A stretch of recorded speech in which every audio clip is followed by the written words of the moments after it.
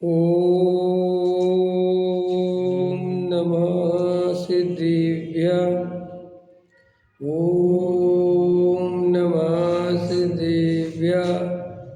ॐ नमः सिद्धिभ्यः। ऋणिमल्लिज्ञानपरिठिया कम कलंक डहेबी। अपालदौ जेड़ पड़ू ते परमा पेड़बेबी। संतप्त मानस शांत हो जिनके गुणों के गान में वे वर्धमान महान जिन विचरे हमारे ध्यान में। योग सार ग्रंथ योगेंद्र देव द्वारा रचित है। योग सार प्रवचन के रूप में छपे हैं। अरिहंतों को नमस्कार करने पर अपनी चर्चा पूरी हो गई थी लगभग, फिर भी अभी इसमें थोड़ा एक बार पढ़ के देख लेते हैं। देखो क्या कहते हैं। पृष्ठ क्रमांक 5। मैं आपको वंदन करता हूँ तो आप कौन हो और मैं वंदन करने वाला कौन हूँ, इन दोनों का मुझे भान है प्रभु। वंदन करने वाला मैं ज्ञान दर्शन में भगवान आत्मा हूँ। मैं मनुष्य नहीं, राग वाला, कर्म वाला नहीं। मैं तो जानने देखने स्वरूप भगवान आत्मा हूँ। ज्ञाता दृष्टापन यह मेरी सत्ता है। आप पूर्ण परमात्मा हो, मैं आपको नमस्कार करता हूँ।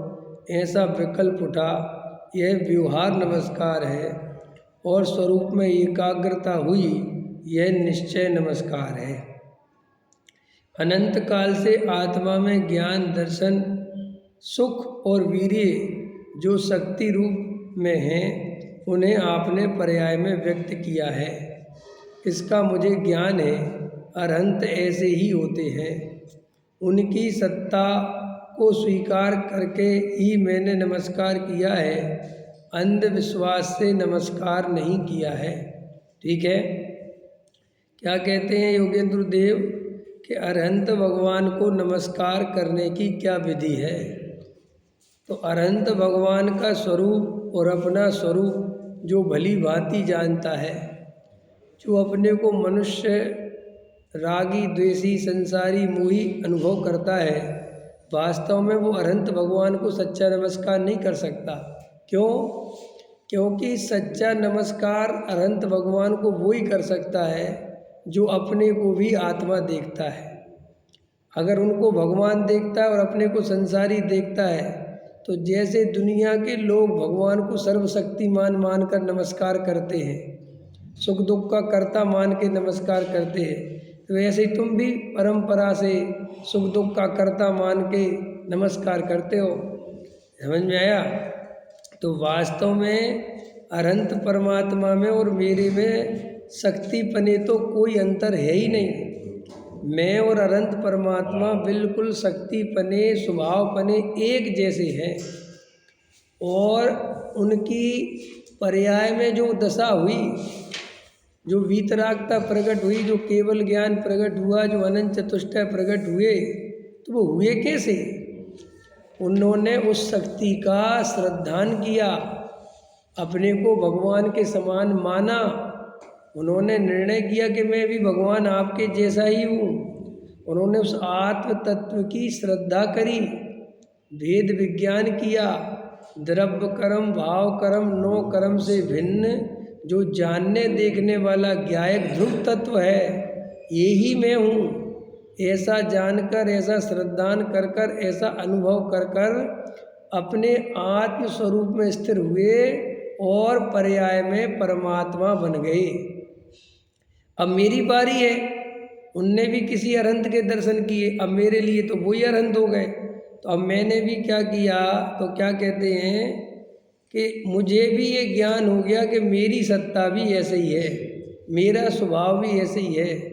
मैं अपने को भ्रम से पर्याय दृष्टि के कारण वेद ज्ञान के अभाव के कारण, आत्मा की सच्ची पहचान नहीं होने के कारण, प्राप्त पर्याय में तन्मय होने के कारण मैं मनुष्य हूँ, मैं स्त्री हूँ, मैं पुरुष हूँ, यहीं तक बात नहीं है।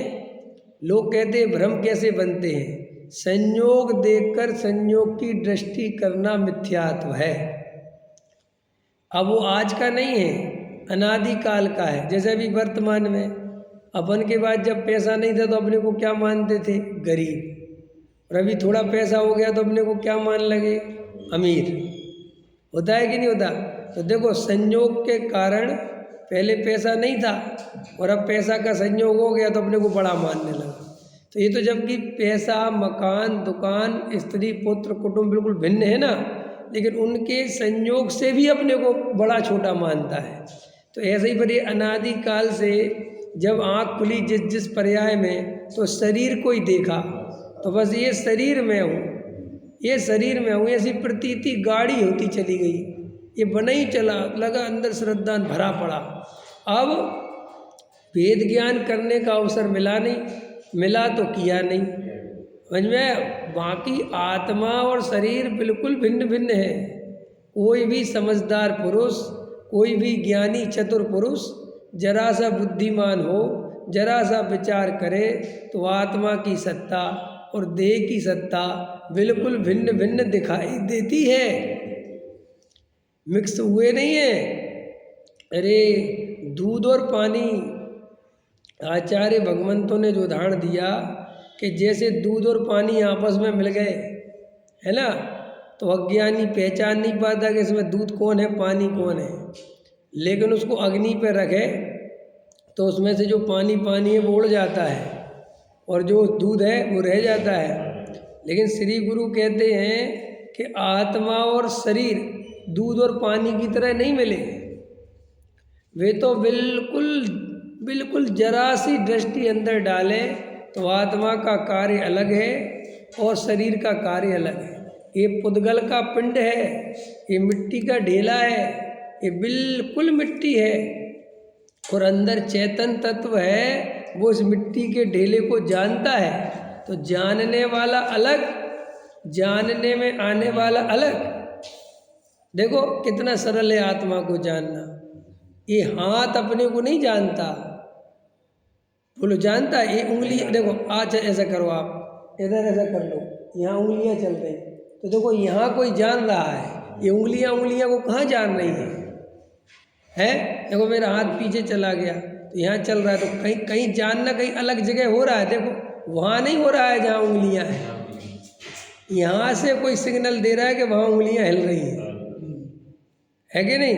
तो देखो कितना सरल है आत्मा को जानना, कि माने जो जानने वाला तत्व है वो इन उंगलियों में नहीं है, वो कहीं अंदर बिल्कुल अलग से बैठा हुआ वो सारे परिणमन को देख रहा है।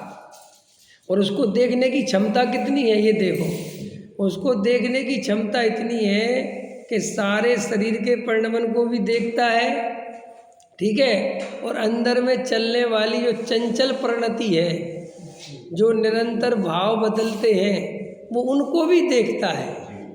और देखता अकेला नहीं है, भाव जो नष्ट हो गए उनको भी जानता है। प्रवचन सार में ऐसा विषय लिया कि अगर केवल ज्ञान केवल वर्तमान पर्यायों को ही जाने और भूतकाल की पर्यायों को नहीं जाने, भविष्य काल की पर्यायों को नहीं जाने, तो उस ज्ञान को दिव्य ज्ञान कैसे कहेंगे? फिर वो क्या काम का ऐसा ज्ञान? क्यों कि उससे ज़्यादा ज्ञान तो फिर हमारा ही है।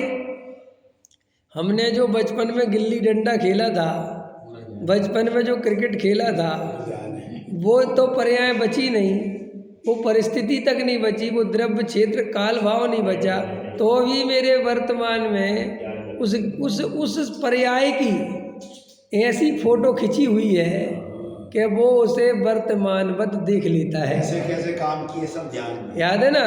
तो श्री गुरु कहते केवल ज्ञानी परमात्मा अगर सारे जगत के परिणमन को एक साथ एक समय में जानते हैं तो इसमें कौन से आश्चर्य की बात है? और प्रत्येक द्रव्य का परिणमन उनके ज्ञान में बिल्कुल हाथ पे रखे हुए आंवले जैसा दिखता है। जैसे मुझे आपके चेहरे दिख रहे हैं, ऐसे उनको सारे जगत की एक एक द्रव्य का एक एक पर्याय परिणमन दिखता है और पूरा भविष्य दिखता है। अभी जिनेंद्र देव को मेरी सिद्ध पर्याय दिख रही जो है ही नहीं, अभव्य की नहीं दिख रही, क्योंकि अभव्य की होनी नहीं है। लेकिन जो भव्य जीव हैं जिन्हें मोक्ष होना है, उनकी सिद्ध पर्याय सिद्ध भगवान के ज्ञान में झलक रही। अरविंद जी आपकी सिद्ध पर्याय, आपको गजब हो गया, मैं तो संसारी हूँ। अरे मानते संसारी हो तुम, पता है समय हाँ समझ में आओ। जैसे एक बच्चा होता है तो वो अपने पिता से कहता है बस थोड़ा बड़ा हो जाऊं फिर बताऊंगा मैं, फिर मैं दिखा दूंगा मैं क्या चीज़ हूँ। देखो उसको अपना बल आता है ना, उसको आशा है कि मैं जवान होऊंगा, कब तक बच्चा रहूंगा। भाई सदा काल बच्चा बच्चा बना रहेगा क्या? नहीं, सदा काल नहीं बना रहेगा। यही श्री गुरु कहते हैं तुम सदा काल संसारी नहीं रहोगे, तुम अपने को भ्रम से संसारी मत मानो। ये संसार की जो दशा है तो पड़ाव है, ये तो कुछ समय की बात है। तुम इसमें इतने तन्मय मत हो कि यही सब कुछ है। ये तो कुछ काल के लिए इस मनुष्य पर्याय में हम आ गए हैं, और जैसे ही आयुष्य पूरा होगा, आयुष्य पूरा होते ही निकल जाएंगे इसमें से। इसमें क्या दम है? और कैसा है? अगर आत्मा की सच्ची प्रतीति हो, श्रद्धा हो, वेद ज्ञान हो, तत्व निर्णय हो, अपनी पहचान हो, तो श्री गुरु कहते फिर तो और प्रसन्न हो जाओ, क्योंकि कुछ ही काल में सिद्धों की श्रेणी में शामिल हो जाओगे। कुछ ही समय में। वर्तमान दशा मत देखो अपनी, ये शरीर कमजोर है, खाना नहीं पचाया जाता, बीमारी रहती है, ये होता है वो होता है, बहुत दुख तकलीफ। अरे कुछ दम नहीं, कुछ ही काल की बात है। इसके बाद मैं अनंत काल के लिए सुखी होने वाला हूँ। कोरोना से शरीर खराब हो गया, हो जाने दो, कितने दिन अच्छा रह लेगा है? कितने दिन? भाई शरीर के एक पोर में 96 रोगों का वास है, ऐसा जिनेंद्र देव के ज्ञान में झलकता है। कितने? एक पोर समझते हो ना? एक पोर माने इतना जी अपनी उंगली का एक पोर कहलाता है। इसके इतने इतने हिस्से में 96 रोग है, 96 प्रकार के रोग हो सकते हैं। इस शरीर की ये हालत है, तो फिर क्या करें? करना कुछ नहीं है, जानना है और देखना है। क्योंकि मैं सदा काल ये शरीर रूप हूँ ही नहीं, इस शरीर में रहना ही नहीं। उसमें क्या दम है? थोड़े देर की बात है। बस में खड़े खड़े गए कि बैठ के गए कि लेट के गए कि नहीं गए, थोड़ी देर का सफ़र है यार, ठीक है जो है एडजस्ट कर लेंगे। आया समझ में? तो श्री गुरु कहते हैं तुम आत्मा का सच्चा भेद ज्ञान करो, तुम आत्मा को शरीर को भिन्न भिन्न देखो, और वो दिखते हैं। और इस पर्याय में तन्मय मत हो, क्योंकि ये पर्याय सदा काल, अरे जब देह ही सदा काल परिणमित होती जा रही है, बचपन से जवानी आ गई, बुढ़ापा आ गया, तो देह नष्ट भी हो गई, बात खत्म हो गई। उसमें क्या बात है? और मैं तो रहूँगा। मैं क्यों रहूँगा? क्योंकि मेरे अंदर एक ध्रुव तत्व है जो नष्ट नहीं होता। पर्याय बदलती है, वो नहीं बदलता। संयोग बदलते हैं, वो नहीं बदलता। वो तो सबको जानता है, वो अभी भी विटनेस की तरह गवाही देता है कि तुम बचपन में भी थे कि नहीं? बचपन गया तुम गए। अगर तुम ही चले गए होते तो बताता कौन कि बचपन था? लेकिन कोई तो कह रहा है कि हाँ ये बचपन था, ये मेरी फोटो है। इसका मतलब कोई अंदर एक तो ऐसा आदमी बैठा चाहिए जो तुम सबसे भिन्न है। अगर वो तुम में मिक्सअप हो गया होता तो बताता कैसे? नहीं समझ में आए? जैसे आप सामूहिक विधान कर रहे हैं, अब सामूहिक विधान में सारे ही गा रहे, ढोल मजीरे लेके धड़ाधड़ पीट रहे, तो सबरे ही बेहोश पड़े हैं, समझना उदाहरण के लिए। तो उसमें एक आदमी जो विधान आचार्य है वो सबको देख रहा है, वो तुम्हारे साथ में मिक्सअप नहीं है। वो तो तुमसे कहता है कि चलो जल चढ़ाओ, चंदन चढ़ाओ, अक्षय, जब वो खुद कुछ नहीं चढ़ा रहा, वो सिर्फ चढ़वा रहा है। ऐसे ही है, आत्मा कभी पर्यायों में जाता नहीं है, वो तो पर्यायों को बदलते हुए क्रम में देखता है कि ये पर्याय आई, ये पर्याय गई, ये पर्याय आई, और कितनी कैपेसिटी है उसकी, कितनी है आत्मा की, कितनी कैपेसिटी है। सर्वद्रव्य गुण पर्यायेषु केवलम, अभी अपने अंदर केवल ज्ञान की शक्ति छुपी हुई है, और वो तो अभी प्रकट नहीं है। अभी तो मति ज्ञान और शुद्ध ज्ञान की इतनी शक्ति है। कितनी है शुद्ध ज्ञान की शक्ति आपको पता है? अभी जो वर्तमान में हमें मति और शुद्ध ज्ञान है, अगर ये शुद्ध ज्ञान भी हमारा सही मात्रा में प्रकट हो जाए तो द्वादशांग का ज्ञान करता है शुद्ध ज्ञान। शुद्ध केवली, ये शुद्ध केवली पता क्या होते हैं? उनके पास अवधि ज्ञान और मन पर्याय ज्ञान की बात नहीं है। श्रुत ज्ञान माने, श्रुत केवली माने श्रुत ज्ञान के द्वारा परोक्ष रूप से उतना ही ज्ञान रखते हैं जितना केवली भगवान। सोचो बात, एक श्रुत ज्ञान की ताकत है। और छोड़ो, अभी आपको शुद्ध केवली समझ में नहीं आएंगे। वर्तमान में भी कभी कभी अपने को ऐसे जीव मिलते हैं जिनकी सुनने की क्षमता, याद करने की क्षमता कितनी ज़्यादा होती है। अपन के सामने श्रीमद जी शतावधानी व्यक्ति थे, सुना होगा आपने। एक बार में 100 बातें सुनकर क्रम से, वैसे ही क्रम से बता सकते थे, बिल्कुल क्रम से, एक ही बार में समझ में आया। और आज भी ऐसे ऐसे बच्चे हैं। अभी एक बच्चा है, एक लड़की है, 12-13 14 तो ज़्यादा हो गई, 15-16 साल की हो गई। वो देखो पढ़ी लिखी नहीं है, कभी स्कूल नहीं गई, हरियाणा की है वो। है रामायण तो अलग चीज़ है, उससे हर देश की भाषा आती है, अपने आप आती है। उसका कोई ऐसा आवरण हटा हुआ है कि, और और मज़ेदार बात है, भाषा आना तो चलो ठीक है, मज़ेदार बात है वो अमेरिकन इंग्लिश अमेरिकन लहजे में बोलती है, रसियन तरीके से बोलती है। माने ऐसा लगता है कि जब वहीं की टोन समझ गए। जैसे हम और आप इंग्लिश बोले तो भी हमारी हिंदी भाषी है, हमें टोन आती है। उसकी सबसे बड़ी विशेषता है कि उसकी टोन ही नहीं आती, उसका बिल्कुल ऐसा लगता है कि वो वहीं की हो। अब मुझे बताओ, ये सब ज्ञान का खेल आपने देखा कि नहीं? आप कहते कोई आश्चर्य नहीं है कुछ। भैया अपने अंदर ऐसी ज्ञान की सामर्थ्य है और अपने ऊपर ज्ञानावरण कर्म ढका हुआ है। ये ज्ञानावरण कर्म ने ढांक रखा है। जैसे सूर्य का उदाहरण दिया है, जैसे मेघ पटलों के द्वारा सूर्य को ढक लिया, तो अब जरा से मेघ पटल हटे तो एक किरण फूटी, समझ में आया कि नहीं है? और अगर पूरा मेघ पटल हट जाए तो पूरा सूरज प्रकाशित हो जाए। ऐसे ही आत्मा अनंत शक्तिमान है, अनंत ज्ञानवान है। अभी उसकी ज्ञान की सामर्थ्य अपन को पता नहीं है, क्योंकि ज्ञानावर्णिक कर्म के कारण वो ज्ञान ढका हुआ है। तो अपन को लगता है हमें तो ज़्यादा ज्ञान नहीं, तो मैं पर्याय में व्यक्त नहीं है, लेकिन शक्ति अपेक्षा तो पूरा केवल ज्ञान लेके बैठे हैं अपन। क्योंकि वो केवल ज्ञान कहीं और से नहीं आता है। हाँ, उस शक्ति उसके अंदर भरी है, उसमें से निकल के आएगा। तो अपने को वर्तमान में अपने ज्ञान की महिमा बहुत रहनी चाहिए।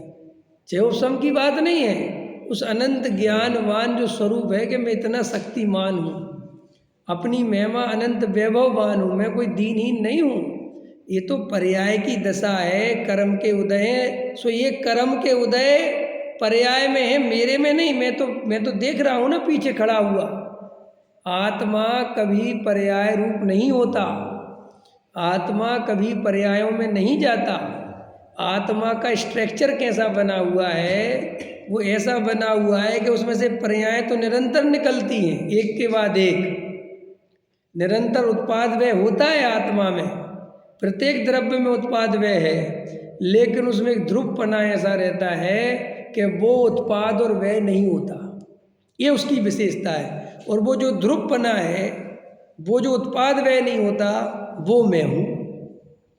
कि साहब उत्पाद व्यय अपना माने तो क्या है? उत्पाद व्यय हो रहा है, स्वीकार है, लेकिन उत्पाद वाला व्यय वाला अपने को मानने से निरंतर जीव को जन्म और मरण का अनुभव होता है।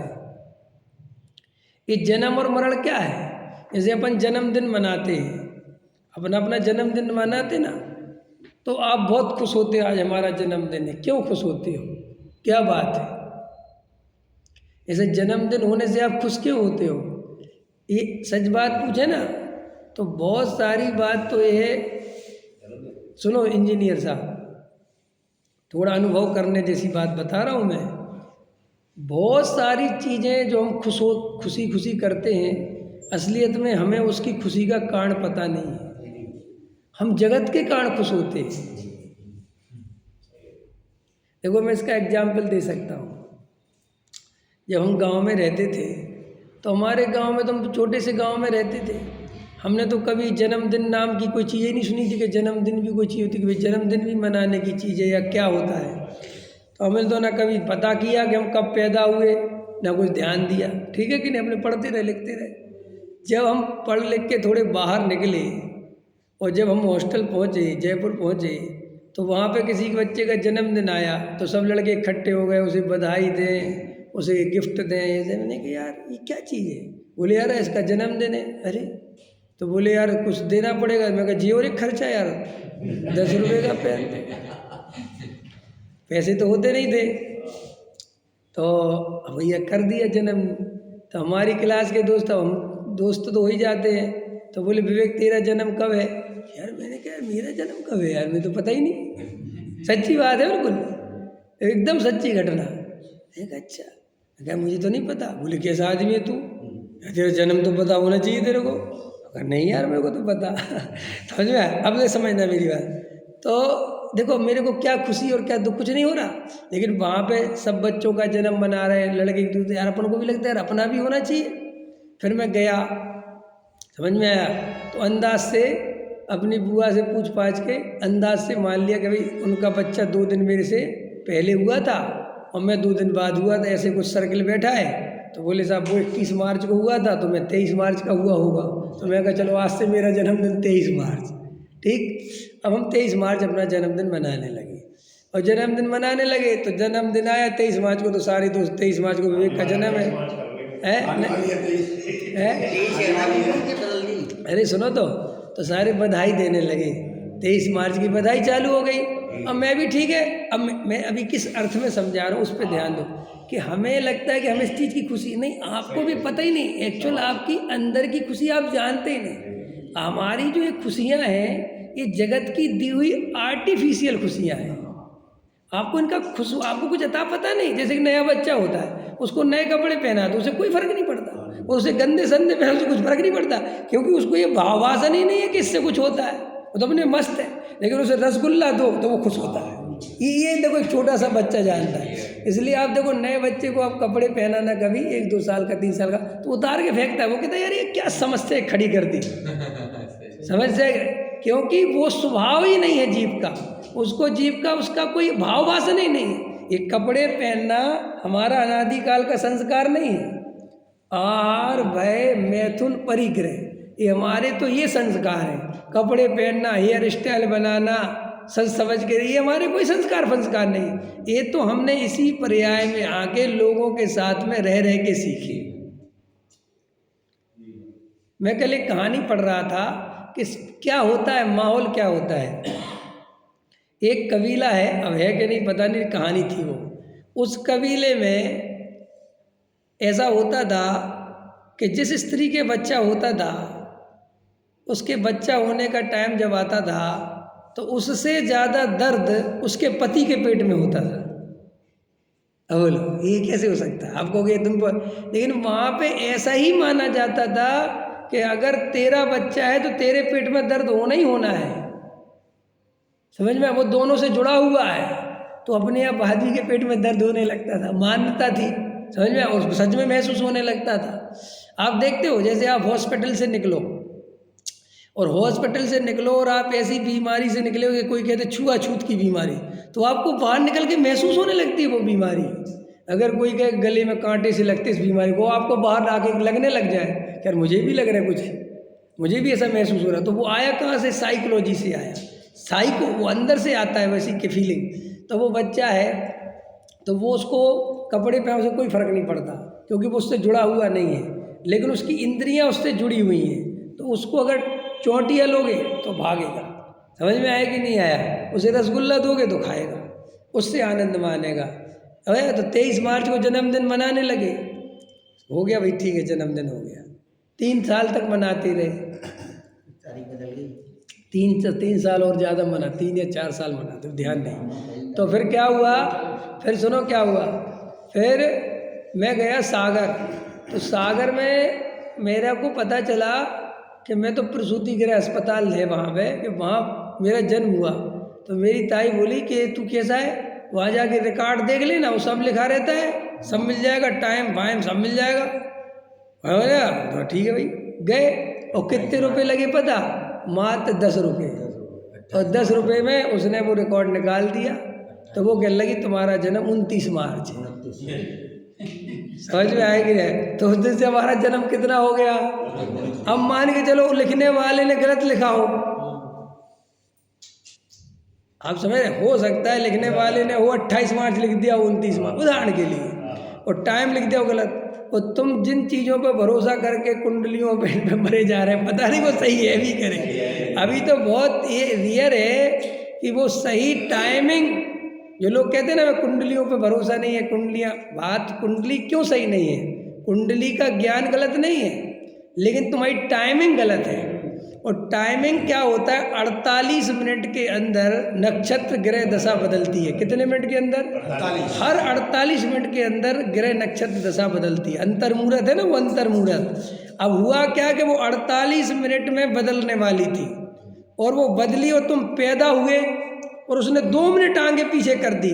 तो तुम जिस ग्रह नक्षत्र में पैदा हुए वो तो टाइमिंग ही नहीं है तुम्हारे पास, और इसलिए तुम्हारी वो सेटिंग बनती नहीं। लोग कहते हैं हमें कोई भरोसा नहीं, क्या होता है, लेकिन अगर उसका सही विज्ञान सही तरीके से उसका सही हो तो उसका निमित्त ज्ञान होता है, उसमें कोई दो राय नहीं है। जैन दर्शन की बात नहीं है, दुनिया का भारत देश प्राचीन देश है, आज का देश नहीं है। इसकी संस्कृति अत्यंत प्राचीनता और बहुत ज्ञानवान, यहाँ आर्यभट्ट जैसे, माँ पतंजलि जैसे एक से एक धुरंधर हुए अपने यहाँ, एक से एक ज्ञानी हुए। समझ में आया कि नहीं आया? कोई ज्योतिष का ज्ञान भारत देश के अलावा कहीं नहीं है जो ज्योतिष का, लेकिन समय के साथ, परिस्थितियों के साथ, उसकी जो नक्षत्र दशा है, जो उसका सिस्टम है, जो उसका विज्ञान, आयुर्वेद क्या है हमारे यहाँ का, आयुर्वेदिक दुनिया फैले हमारे यहाँ आयुर्वेदिक में। क्या समझो, अभी आप अजवाइन का पानी पीते हो और उसका क्या असर हो सकता है, ये वैज्ञानिक थोड़ी है, उन्हें कोई पता ही था नहीं है, लेकिन हमारे यहाँ के जो है आयुर्वेदिक में उनकी रेसिपी लिखी हुई है कि इसका फल है, और अपन उसका यूज करते हैं कभी कभी, जितना अपन को सही नॉलेज है तो बहुत फ़ायदा मिलता कि नहीं मिलता। अभी बाबा ने योगा चलाया पतंजलि, तो वो योगा के जो सिखा गए कि यहाँ पे ये पॉइंट होता है, यहाँ पे ये पॉइंट, ये कब की बात है समझ रहे हो आप? ये तब का शास्त्र की खोज है जब कोई चीरा फाड़ी नहीं चलती थी। आपको लगता है कि हम आदिवासी के ज़माने के, आदिम युग के, नहीं, भारत नहीं है आदिम युग का। यहाँ तो आदिनाथ से लेके महावीर तक, जैसे कृष्ण से लेके, समझ में, राम जैसे एक से एक धुरंधर पैदा हुए। वे कोई काल्पनिक नहीं है, परम सत्य हैं। एक से एक ऋषि मुनि इस भारत भूमि पर हुए। कुंद जैसे महान आचार्य, समंत सब हुए। कुंद आचार्य जमीन से 4 हाथ चलते थे, 5 हाथ तेज चलते, ये कोई ये रिद्धि सिद्धियाँ सब कुछ, लेकिन उनका रूप वर्तमान में बिगड़ गया है, और अब हमें उनकी इसलिए ज़रूरत नहीं है कि उसकी जगह दूसरे साधन बहुत आ चुके हैं। अब हमें आकाश रिद्धि की ज़रूरत है क्या? हमें उसके लिए तब करना चाहिए क्या? देखो एक अच्छी कहानी सुनाता हूँ। एक ऋषि मुनि थे और उनके शिष्य थे बहुत सारे। एक जो उनका शिष्य था, उसे पानी पे चलने की विद्या सीखने का रस था। क्या? पानी पे, समझ गए ना, ऐसे सीधा पानी पे चलना। और उसने अपने जीवन के 40 साल खर्च कर दिए उस विद्या को प्राप्त करने। और वो गुरुजी महाराज के पास आया कि गुरुजी महाराज कमाल कर दिया मैंने, 40 साल में मैंने इतनी तपस्या करी कि मुझे रिद्धि प्राप्त हो गई। कि कौन सी रिद्धि प्राप्त हो गई? कि मैं जल पे चल सकता हूँ। समझ में, नदी पे चल सकता हूँ, पानी में चल सकता हूँ। गुरुजी ने कहा चलो भैया दिखाओ। तो वो गया नदी के किनारे और एकदम चल गया पानी पे। गुरुजी ने कहा लौट के आ जाओ। फिर लौट के आ गया, वापस इस किनारे से उस किनारे गया, उस किनारे से किनारे आया। तो गुरुजी ने कहा बहुत अच्छा बहुत अच्छा। गुरुजी ने मल्लार से कहा ले भैया उस किनारे छोड़ दे। गुरुजी ने, मल्लार होता है ना नाव वाला, उसको 1 पैसा दिया और कहा मुझे उस तरफ छोड़ दे। मल्लार ने नाव में बैठा और उस तरफ छोड़ दिया और उस तरफ से फिर इस तरफ ले आया। तो गुरुजी कहने लगे जो काम 1 पैसे में हो सकता था उसके लिए तूने 40 साल लगा दिए। आया समझ में, पकड़ में आया कि नहीं आया? ये विद्या सीख के क्या मिल गया? तू पानी पे चल सकता है, क्या हो गया इससे? क्या कर लेगा? ऐसे ही हमें आकाशगामनी विद्या में करो, आकाशगामनी माने आकाश मोड़ने लगोगे तो अभी 10,000 की टिकट लो एरोप्लेन की, उड़ जाओ जहाँ उड़ना है। आप समझ रहे ना?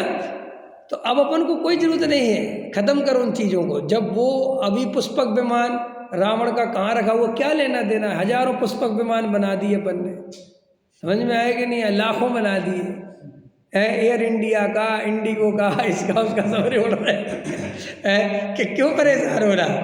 अरे तो फिर क्या करें? अरे भैया मूल मुद्दे की बात समझो कि मैं आत्मा हूँ, ये सुख का कारण है। पर्याय दृष्टि छोड़ो, ये सुख का कारण है। पर्याय दृष्टि महादुख का कारण है। आया समझ में कि नहीं समझ में आया? तो बहुत सारी खुशियाँ तो हमें पता ही नहीं है एक्चुअल में खुशी है कि हम बड़े आदमी बनना चाहते हैं, अपन को पता ही नहीं है कि बड़े आदमी बनने में सुख मिलता है कि नहीं मिलता है। ये तो भेड़ चाल है। सारी दुनिया बड़ा आदमी बन रही तो भैया अपन भी बन जाओ, क्योंकि अपन को कुछ अता पता तो है नहीं। कभी आप मेले में घूमे क्या? कभी मेले में, चलो मेले में तो नहीं घूमे, कोई बात नहीं। आप कभी कभी ऐसी जगह गए होंगे स्कूटर से या कार से, कभी कभी ऐसा होता है कि हम ऐसे मोहल्ले में ऐसे जगह चले जाते हैं कि हमें कोई रास्ते पता नहीं है और आगे जाम लग गया। तो अपन क्या करते हैं वहाँ कि जो 10 आदमी जिस गली से घुसने लगते हैं अपन भी उसी के पीछे घुसने लगे। अपन को एक्चुअली पता है नहीं कि ये जा कहाँ रहे, लेकिन अपन सोचते कि इतने लोग जा रहे तो कहीं तो जा ही रहे होंगे, को पता होगा। समझ में आया कि नहीं है? ऐसे ही अपन इस 4 गति संसार में ऐसे ही परिभ्रमण कर रहे हैं। अपन को कुछ नहीं पता सुख क्या है, दुख क्या है, क्या नहीं है, लेकिन दुनिया का प्रवाह जिस क्रम में आगे बढ़ता जाता है, जिस चीज़ को, इसलिए कहते हैं ना फैशन समझते हो? फैशन क्या चीज़ है? फैशन आ गया ना, फैशन आ गया तो फैशन क्या चीज़? फैशन माने कोई बड़े आदमी ने, कोई स्टार ने, कोई फिल्मी स्टार, कोई राजनेता, अभिनेता, उसने वो फैशन माने वो चीज़ पहन ली तो बस दुनिया उसको अपना गुरुजी, अपना आदर्श आइकॉन मानती है और सब ने बस वो बाजार में मोदी जैकेट आ गई है, सलमान खान जीन्स आ गया, तो देखो लक्ष्य साबुन आ गई।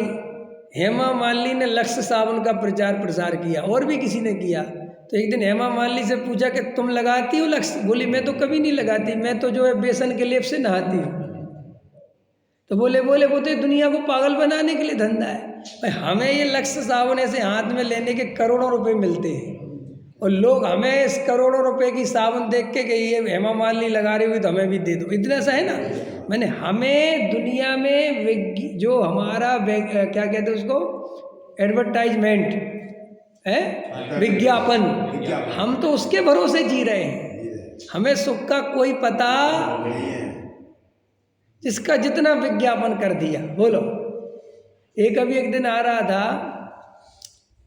कि ये पतंजलि वाले नहीं, कौन से, सॉरी, ये नेचर केयर वाले, ये विश्वरूप राय चौधरी वगैरह और ये भी, तो बोले इन लोगों ने नारियल का इतना प्रचार प्रसार कर दिया, डाब का इतना उसको भगवान बना दिया कि वो नारियल जो 20 रुपये में डला फिरता था आज 70 रुपये में मिलना मुश्किल हो रहा है। तो हुआ क्या, इस नारियल में इतनी आग कैसे लग गई कि भैया वो आग ऐसे लग गई कि नारियल को अमृत बता दिया उनने कि जो तो अमृत है वही पियो। तो अभी एक डॉक्टर का मैं देख रहा था तो उसने बहुत अच्छा बोला कि भैया तुम नारियल को इतना मत मनाओ कि 70 रुपये गरीब आदमी नहीं ले सकता, हर आदमी नहीं ले सकता। तो उसने कहा और नारियल कोई इतनी बड़ी चीज़ नहीं है। तो उसने बताया कि पानी होता है पानी को जरा सा गर्म करो हल्का सा, और उसमें तुम्हारा जो ग्लूकोज है ऐसे कोई 2-3 चीज़ भाई मिला लो, पी लो, ये नारियल पानी बन गया। अलग से कुछ नहीं है, वो उतना ही काम करता है वो। लेकिन आपके दिमाग में विज्ञापन दे दे के आया समझ में। ऐसे ही कहीं तुम आत्मा के विज्ञापन में ना पड़ जाओ, ये भी समझ लेना कि भाई सारी दुनिया में आत्मा में सुख है, आत्मा में सुख है। अब तुम्हें अता पता तो कुछ है नहीं, सुख है कि नहीं, और तुम्हें तो दौड़ लगाने की आदत है, क्योंकि झपट्टे मार रहे हैं ना भाई, पंच इंद्रियों में झपट्टे मार लिए, है कि नहीं। वहाँ भी सुख दिखाया संसारी जीवों ने, अब वहाँ सुख बुख तो मिला नहीं, वो बूढ़े हो गए। हालांकि अपन जब तक जवान रहते हैं झपट्टे इंद्रियों के मारते हैं, लेकिन अपन हैं तो अंदर से सब ज्ञानवान भाई, आत्मा है, सोचने समझने की शक्ति तो है उसके अंदर, तो वो देखता है बूढ़े हो रहे हैं। अब जो इंद्रियों के झपट्टे तो मारने से रहे, तो फिर आत्मा के झपट्टे मारता है ना। फिर कहता चलो स्वाध्याय सुनो, आत्मा की बात सुनो, 2 बातें सुनो। श्री गुरु कहते भाव भाषण इसे कुछ भी नहीं है, इसके पास खुद का अनुभव कुछ नहीं है। अगर अभी जोर शोर से प्रचार प्रसार हो जाए कि भाई साहब बहुत गलत फहमी थी, आत्मा है ही नहीं, समझ में आया, तुम तो खाओ पियो जो बन सके बनो, आगे कोई नरक वरक नहीं है। ये सब हमने सारी दुनिया घूम घाम के देखा है, टेंशन कुछ नहीं है। जमीन के नीचे भी गड्ढा खोद लिया, ऊपर भी चले आए, कुछ नहीं, सब खत्म। तो आपको एक मिनट के लिए हो सकता है कि आप सोचने लगे यार सही कह रहा है, हो सकता है अपन भी वैसे तो ऐसा ही है। अब समझिए ना, श्री गुरु कहते हैं कि भाई तुम विज्ञापन के भरोसे अगर धर्म करोगे तो कभी सच्चे धर्म को प्रकट नहीं होगे। देखो हमारे मुनिराज, देखो उनकी परिणति, देखो उनकी अनुभूति, देखो उनका श्रद्धा, देखो उनकी समता, देखो उनकी स्तुति, देखो उनकी वंदना, देखो उनका धैर्य, देखो उनका, समझ में आया, समता भाव कैसा है कि जंगल में मुनिराज हो, मंगल स्वरूप विचारे, बैठे अपने जंगल में एकांत में, आहा अपना आनंद भोग रहे। समझ में आया कि नहीं आया। सारे जगत के जीवों से मोह तोड़ के, कोई चिंता छोड़ के, कोई मुझे देखे, कोई मेरे को मान सम्मान दे, कोई मुझे प्रतिष्ठा दे, कोई मुझे व्यवस्था दे, कुछ ज़रूरत नहीं, अपने में मस्त हैं। जगत के न पैसे से, पैसे वालों से, हाथी घोड़े वालों से किसी से प्रभावित नहीं होते। समझ में आया।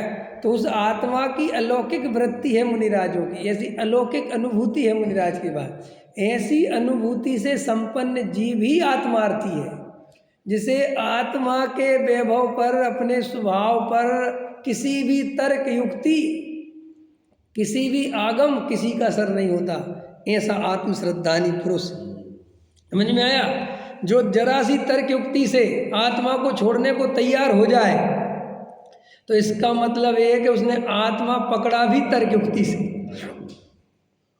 आया समझ में कि नहीं। तो हमें उस आत्मा का भाव भाषण अंदर से होना चाहिए, और संसार में जो सुखों की कल्पना है उसको जागृत होके देखो, कहीं वो कल्पना दूसरे के द्वारा, दूसरों को देख के तो नहीं हो गई है, तुम्हारी वो खुद की नहीं है। नहीं समझ में आया। देखो अपन नॉर्मल बैठे होते हैं, अपने को कुछ इच्छा नहीं, अपन शांति से बैठे, लेकिन आपके बाजू में आपसे बढ़िया कोई महिला साड़ी पहन के आ गई, तो आपको एकदम इच्छा उत्पन्न हो जाती है यार ऐसी साड़ी होनी चाहिए। इसका मतलब वो आपकी नहीं है, वो आपको दूसरे को देख के आ गई है। आया समझ में। आप अच्छे शांति से बैठे थे, कोई बात नहीं थी, लेकिन कोई बढ़िया सुंदर गहने पहन के आ गया, कोई अच्छी कुछ पैसे, अब आपको एकदम इच्छा है। तो आचार्य कहते ये सब लुभाव है, ये सब बाहर से ही तुम्हारी क्रिया चल रही है, ये बाहर से ही तुम्हारा खेल चल रहा है। सच बात है कि अंदर से जीव आत्मस्वरूप को जाने और जगत से प्रभावित होना बंद कर दे कि मैं जगत को देखकर अपनी आवश्यकता नहीं बनाऊंगा, मैं अपनी आवश्यकता को ही आवश्यकता बनाऊंगा। आया समझ में। जब मैं अभी शांति से बैठी थी या बैठा था और मुझे कोई दुख नहीं था, और एक पड़ोसी आया और इसका सम्मान देख के दुख होने लगा, इसका मतलब मेरे को एक्चुअल इसकी ज़रूरत नहीं थी, वरना मुझे अकेले में भी दुख होता। अगर मुझे रियल में ही सम्मान की ज़रूरत होती तो मैं अकेले घर में बैठ के मुझे दुख लगना था, लेकिन नहीं, जब मैं कहीं गया और वहाँ सम्मान का प्रसंग बना तो दुख प्रारंभ हुआ। आया समझ में कि नहीं, पकड़ में आया कि नहीं? तो श्री गुरु कहते तुम इस जगत से प्रभावित होना बंद कर दो। क्या हम तो 4 आदमी भोजन करें तो हमें भूख लगाती है, और 4 आदमी उपवास करें तो हम उपवास में चले जाते हैं। इसका मतलब ये है कि उपवास भी हमारा नहीं और भूख भी हमारी नहीं। हम इतने पराधीन हैं क्या? मुनिराज का स्वरूप पढ़ रहा था मैं कल ज्ञानानंद साहब का 4 में। अहो तो कितना गजब था कि भैया मुनिराज के जैसे जगत में गड्ढा हो जाता है, उसमें लिखा था गड्ढा हो जाए कहीं तो जगत के जीव उसमें ईंट रोड़ा पत्थर सीमेंट कुछ भर के उस गड्ढे को भर देते हैं ताकि कोई गिरे नहीं। ऐसे समय ऐसे श्री गुरु कहते मुनिराज के पेट में गड्ढा हो गया। क्या हो गया? भूख लगी तो क्या हो गया? गड्ढा। तो सहज ही निकलते हैं और उस गड्ढे को भर देते हैं। सो कैसे भरते हैं उस गड्ढे को कि सरस मिले तो सरस, अरस मिले तो अरस, नीरस मिले, उन्हें कोई उसका भेद नहीं करते, सहज भाव से। और कितना भोजन लेते हैं कि देखो कितना गजब लिखा था कि प्रमाद आ जाए इतना नहीं लेते और कमजोरी आ जाए इतना कम नहीं लेते। कितना इतना अच्छा वर्ड लिखा, उसको पढ़ना आप, उसको समझ में आया कि नहीं आया है? बहुत अच्छा, इतना अच्छा लिखा उसमें। क्या बताया कि कब करते हैं मुनिराज उपवास? उसमें लिखा बहुत अच्छा कि जब उनको प्रमाद परिणति सताती है और अंदर से लगता है कि भोजन की कोई आवश्यकता नहीं है, उल्टा प्रमाद ज़्यादा आ रहा है, तो कहते 2 दिन का उपवास कर दो तो ये शरीर अपने बैलेंस पे आ जाएगा। ओके, भोजन करने कब निकलते हैं? जब शरीर शिथिल होता जानते हैं तो भोजन करने चले जाते हैं। कितना बढ़िया! ना उनको भोजन करने का आग्रह ना छोड़ने का आग्रह। और हमारी दोनों ही दशाएं उल्टी हैं, या तो छोड़ने का आग्रह या फिर करने का आग्रह। हाँ, तो ये क्यों है? क्योंकि मुनिराज पूरी तरह होश में है। उन्हें एक एक क्रिया एक एक परिणाम उनके जानने में आए बिना जाता नहीं। सहज भाव से एक एक दशा को वो जानते हैं, देखते हैं, समझते हैं। और हम लुभाव में जीते हैं। काय में जीते हैं? लुभाव, समझ गए? देखा देखी, दूसरों के देखा देखी, हम अपने कारण नहीं जीते। देखो एक छोटा बच्चा है, छोटा बच्चा अपने सब मिठाई खा रहे, समझ में? तो इसलिए मिठाई नहीं खाता, उसे अच्छा लगना चाहिए। समझ में आया कि नहीं आया? उसे अगर मिर्ची ताता तो बात खत्म हो गई। उसे अगर कपड़े में तकलीफ हुई तो वो तो उतार के फेंक देता, उसे कोई फर्क नहीं पड़ता कि कौन देख रहा कौन नहीं देख रहा। श्री गुरु कहते ऐसे ही तुम अपने लिए जियो, इस जगत को जीना बंद करो तो तुम्हें आत्मा बिल्कुल मिला ही हुआ है, क्योंकि हम आत्मा ही हैं। आया समझ में जैन साहब?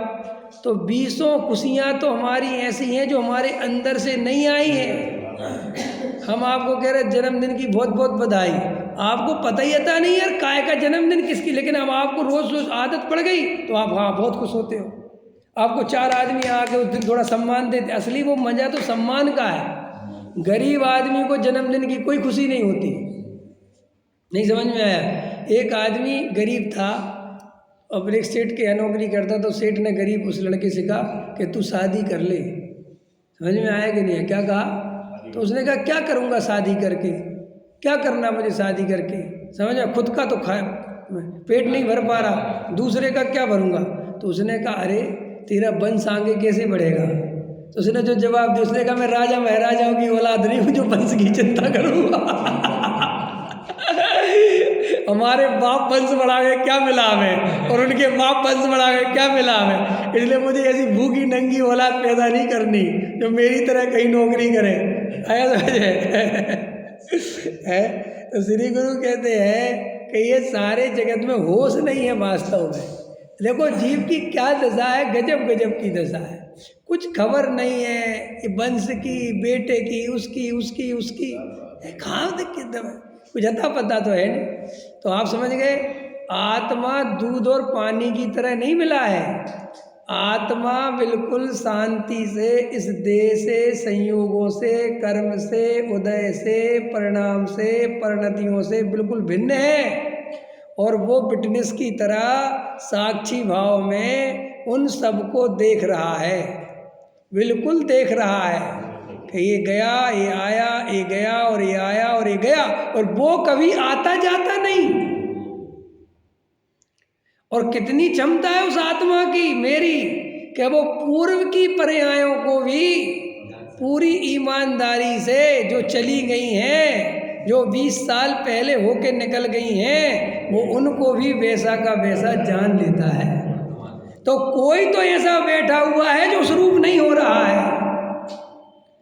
नहीं समझ? अगर नींबू की खटास और चीनी की मिठास आपस में परिणमित हो जाए, एक दूसरे में मिल जाए, तो भाई साहब फिर नींबू में से, शिकंजी में से खट्टा ज़्यादा है, मीठा कम है, ये कैसे पहचानोगे? ऐसे ही है आत्मा, अगर उन पर्याय रूप हो जाए, राग रूप हो जाए, कसाय रूप हो जाए, शरीर रूप हो जाए, औदिक भाव रूप हो जाए, तो फिर यह आत्मा भिन्न कैसे रहेगा? और भिन्न नहीं रहेगा तो जानेगा कैसे? आया समझ में कि नहीं समझ में? देखो, ये माइक और ये आँख है ना, ये आँख और माइक में एक दूरी बनी हुई है, बनी है कि नहीं? तभी यह आँख जान रही है। अगर ये माइक को मैं अंदर ही ले जाऊँ आँख के, तो नहीं जान सकता। ऐसे ही आत्मा इन पर पदार्थों को जान रही है, तो वो दूरी बनी हुई है, वो तभी जान रही है। अगर वे पर पदार्थ उस आत्म तत्व में मिक्स हो गए होते तो फिर आत्मा कभी नहीं जानता। आया समझ में? तो वो राग को आत्मा जानता है, तो इसका अर्थ है कि राग अलग है और आत्मा अलग है। अगर वे दोनों एक होते तो फिर उन दोनों में जानने का सिस्टम। आया समझ में? इसीलिए हमें ज्ञान को ज्ञान जानने में प्रॉब्लम होती है, क्योंकि ज्ञान और ज्ञान एक ही है। वो ज्ञान अगर दूर वाला, जैसे तुम्हारा ज्ञान तो मैं जान लेता हूँ, मेरा ज्ञान ज्ञान को जानने में मुझे बहुत कठिनाई होती है। आया समझ में? क्योंकि वो दूर वाली चीज़ों को बहुत अच्छे से जानता है, और उसको स्वयं में जानने की आदत जो है वो डेवलप नहीं है, क्योंकि बहुत नज़दीक है ना। अपन देखते हो, अपन दुनिया को कितने अच्छे से देख लेते हैं, अपन अपने आप को उतने अच्छे से कभी नहीं देख पाते। मुझे जितने अच्छे दोस्त आपके दिख रहे हैं, उतने दोस्त मेरे नहीं दिख रहे, क्योंकि वो मेरे बहुत नज़दीक हैं। आप समझ में क्या कहना चाहता हूँ? तो आप राग देख पा रहे हैं, तो आप समझ लें कि राग आपसे बिल्कुल दूर की चीज़ है। ये राग मैं नहीं हूँ, क्योंकि मैं बिल्कुल स्पष्ट देखता हूँ कि ये राग है और ये गया। और मैं ज्ञान की तरफ जाता हूँ तो ज्ञान में ज्ञान है, ज्ञान अलग नहीं है। ज्ञान में शक्ति है स्वयं पर के जानने की, लेकिन वो स्वयं को स्वयं के द्वारा, स्वयं में से, स्वयं के लिए स्वयं जानना, ये बहुत कठिन है, क्योंकि अभ्यास हमेशा पर को जानने का है, और वो स्वयं बहुत नज़दीक है। जैसे आँख को नहीं जानती, बाकी सारी दुनिया को जानती है। और मज़ेदार बात है कि आँख के करीब कोई चीज़ ला दो तो वो और नहीं जानती। एक दूरी विशेष, एक दूरी होनी चाहिए, तब वो स्पष्ट जानती है। ऐसे आचार्य कहते हैं कि तुम्हें जो जो जानने में आ रहा है वो तुम नहीं हो, तो फिर मैं कौन हूँ कि जो जान रहा है वो मैं हूँ? कि ये जान रहा है, ये मैं कैसे जानूँ? आपका प्रश्न हो सकता है ना कि मैं, गुरुदेव श्री बहुत अच्छा लेते कि भाई आत्मा कहाँ है, तो गुरुदेव श्री बोलते ये पूछ कौन रहा है? सुना है आपने कभी गुरुदेव श्री? हमेशा गुरुदेव श्री के सामने आप ये बात करोगे कि आत्मा कहाँ है, किसने देखा, तो वो कहते ये पूछ कौन रहा है? ये शरीर तो पूछता नहीं, ये माइक तो पूछता नहीं, ये आत्मा ही आत्मा के बारे में पूछ रहा है। लेकिन पुद्गल की प्रीति होने से, पुद्गल का परिचय होने से हम लोगों को ये आत्मा है यही भूल गए। समझ में आ गई है? जबकि वो आत्मा ही सारे पुद्गल को देख रहा है, लेकिन वो पुद्गल के देखने में इतना मग्न हो गए, इतना मग्न हो गए। एक कहानी है ना, सुनी होगी। 10 बौद्ध भिक्षु थे। कितने थे? और एक नदी पार करनी थी। समझ में सुना होगा, याद आ गया होगा। और नदी पार कर ली उनने 10 के 10 ने। तो बोले आपस में कि यार गिनती कर लो भैया, अपन पूरे है कि नहीं, कोई रह तो नहीं गया। बोले हाँ सब्जी बात तो ठीक है। तो गिनती करे और भी 9 आवे। तो भैया भी तो रोने बैठ गए, क्योंकि जो भी गिनती करे वो अपने को छोड़ दे, वो गिनती 9 की कर ले। अरे रे अपन में से कोई तो रह गया, अरे रे रे, और रो रहे हैं वहाँ। तो एक आदमी आया तो कहता क्या हो गया भाई, क्यों रोते हो? अरे बोले हमारा एक साथी खो गया, नदी में बह गया, हमें पता है। बोले क्यों? बोले हम 10 आदमी आए थे, अब 9 बचे।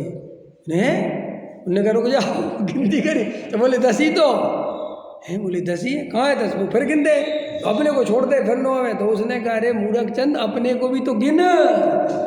ऐसा ही है, आत्मा सारे जगत की गिनती कर लेता है, अपनी गिनती छोड़ देता है। हम सारी दुनिया के बारे में सोचने को तैयार हैं, अपने बारे में सोचने को तैयार नहीं है जो सबके बारे में सोच रहा है। तुम पत्नी के बारे में सोच रहे हो, बच्चों के बारे में सोच रहे हो, गृहस्थी के बारे में सोच रहे हो। श्री गुरु कह रहे हैं भाई ये जो सोच रहा है इसके बारे में भी तो सोच ले। नहीं समझ में आया? तो इस तरीके से गहराई से हम सब उस ज्ञायक भगवान आत्मा का अनुभव कर सकते हैं।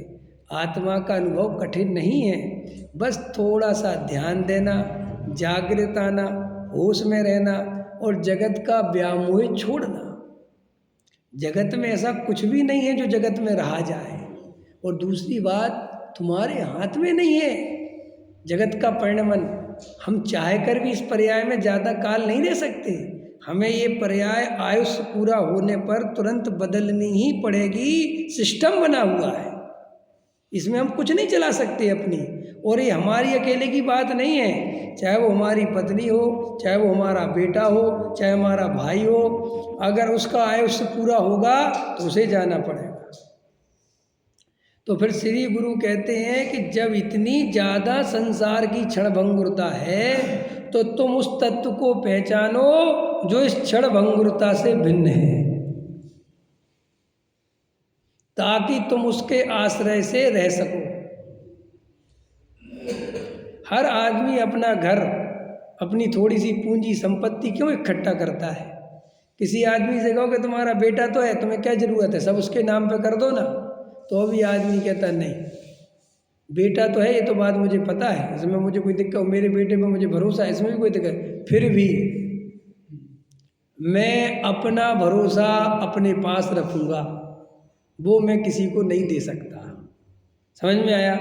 ऐसे ही श्री गुरु कहते हैं तुम पर्यायों में, संयोगों में जो करना है करो, लेकिन अपने त्रिकाली ध्रुव की दृष्टि पूरी रखो, क्योंकि अंत में वो ही एक चीज़ है जो बचेगी, बाकी सब नष्ट हो जाएगा।